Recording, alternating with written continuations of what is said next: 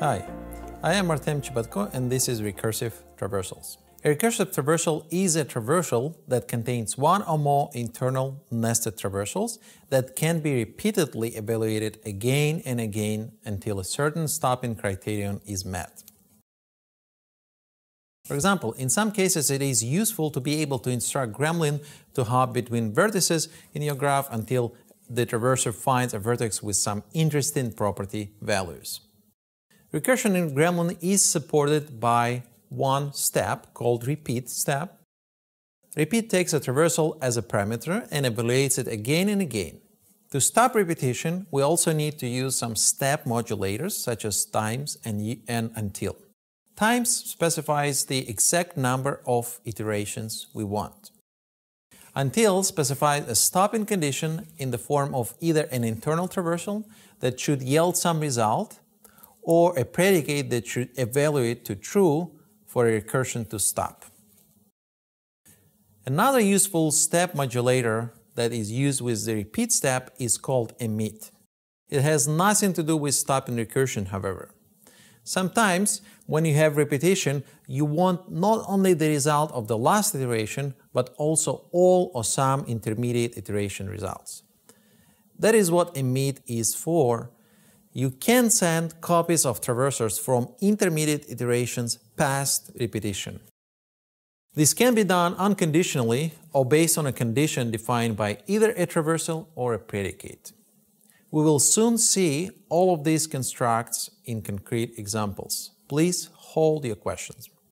Here's our KillrVideo graph schema. You might have seen it before. We have 4 types of vertices: movies, users, genres, and people.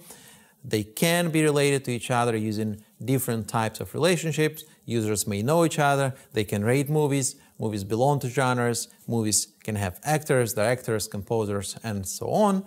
And of course, we have some vertex properties, we have one edge property, we have one multi-property called production, no meta properties. The user-defined IDs are underlined on the diagram for your convenience. Please take a moment to study the schema, as it will help you to follow all of our examples. Specifically, in this presentation, our focus will be on users and nose edges. Those form a social subgraph that we will traverse recursively. Okay, this is more of a toy example, but it will help us to understand how repeat and times play together. We have a simple task of counting how many other users a given user knows. We can, of course, find an answer by traversing nose edges, which can be done using single out nose step. And this is exactly what we do in our first non-recursive traversal. It turns out it returns 4 immediate friends. By the way, we chose to use out instead of both in this example just to keep things simple.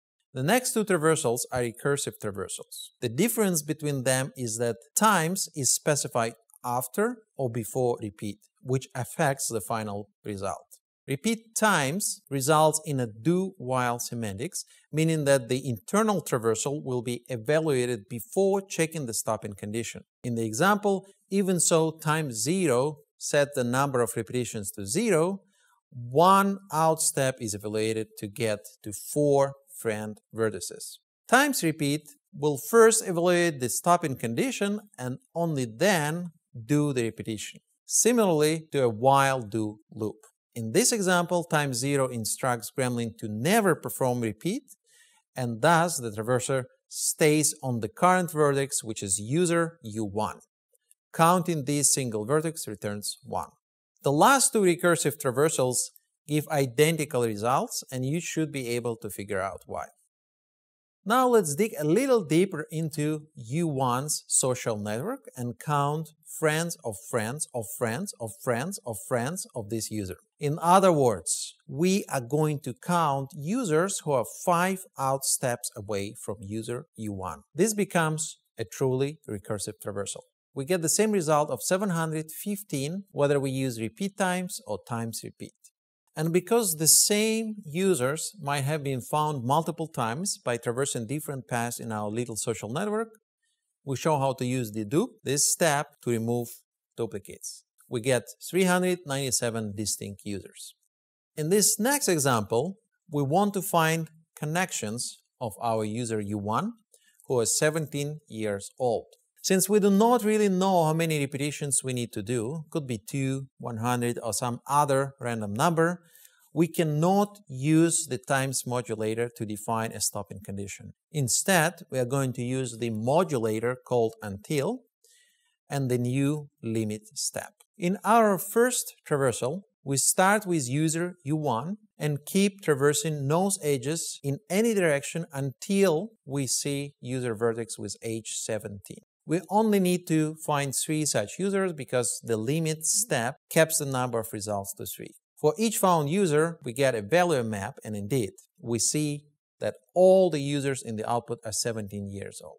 Something that may not be very obvious is that if we remove the limit step from this traversal, it will become an infinite traversal. Because after each iteration, there will be always some traversers that move to user vertices with age other than 17. Furthermore, even with the limit step, our traversal can still run forever if it cannot find at least 3 results. It will keep iterating and looking for users, but our graph may simply not have enough results to satisfy the limit. Just think about it for now, and we will soon learn about another step that will help us to deal with those extremes. In the second traversal, we put the until modulator before the repeat step, and we only get one user in the output. But notice that that user is user U1. What happened here is that because user U1 himself is 17 years old, the until condition was satisfied and the repeat step was never even evaluated.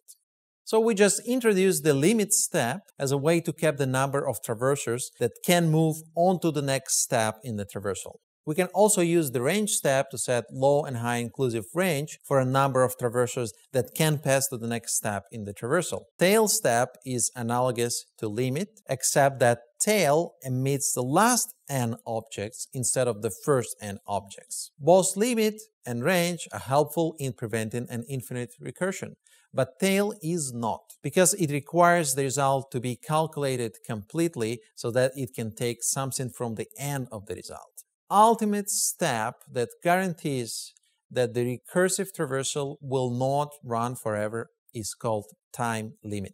The time limit step can also be used together with other steps on this slide. As soon as the traversal runs for a specified amount of time or yields a certain number of objects in the result, computation stops.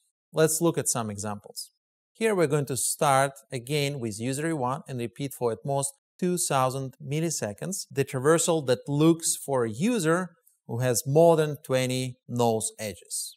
That is a user with more than 20 direct connections and who is also connected directly or indirectly to user U1. Next, we dedupe our result and output a value map, only to find a very well connected user U874. Increasing the time limit may yield more results, more users. Decreasing the time limit may yield no results at all. And removing the time limit altogether may result in infinite recursion. Remember that time limit is your best friend when it comes to recursion. Now let's talk about something slightly different. If we want to return a result of each iteration of the repeat step, we can use emit. This example will help us to understand how the emit step modulator works. The first traversal starts with user U1, traverses outgoing nose edges one time, and counts the adjacent vertices. We see that user U1 directly knows 4 other users. The second traversal does 2 iterations and effectively counts friends of user 1. Based on the output, user U1 has 13 second-degree friends. So far, we did not see anything new. The next 2 traversals will fix that. What if we wanted to count both friends and friends of friends at the same time? We will have to send the result of first and second iterations to the count step. And this is what the third traversal does using the emit modulator after repeat. So there will be 4 first-degree friends and 13 second-degree friends counted in this traversal, resulting in 17 total. In our final traversal, putting emit before the repeat step also counts the user U1 himself. In this case, we emit user U1 and his 4 friends before the first and second iterations start. The repeat step also outputs 13 second-degree friends, and so our total count becomes 18. What if we want to know if 2 users are connected? Say if user U1 is connected to user U2. You're going to have to look for an answer recursively, because you do not really know beforehand what that path might be or if it even exists. We start with user U1 and repeatedly traverse nose edges in any direction. We have a time limit here of 200 milliseconds, and this is important because we do not want to have a potentially infinite recursion. After each iteration, we only emit a vertex if it belongs to user with ID U2. Based on the sample output, there exist multiple paths between users U1 and U2. And now it's your turn to roll up your sleeves and get your hands dirty.